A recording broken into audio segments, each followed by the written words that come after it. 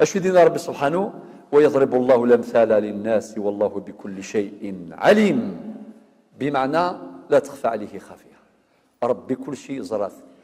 هناك من استثمر النور المادي وأهمل النور المعنوي، هناك من استثمرهما معا.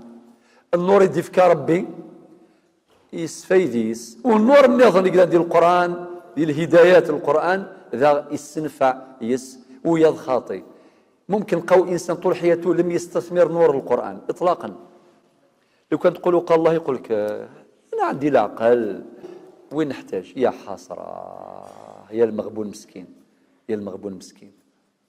هذا من الضلالة البشر أن الإنسان يؤله عقله، ورزارة مسكين العقلاقي أداة من أدوات رب العزة جل جلاله، والعقل لا يمكن أن يستغني عن النقل، فالنقل متبوع والعقل تابع. فلا ووال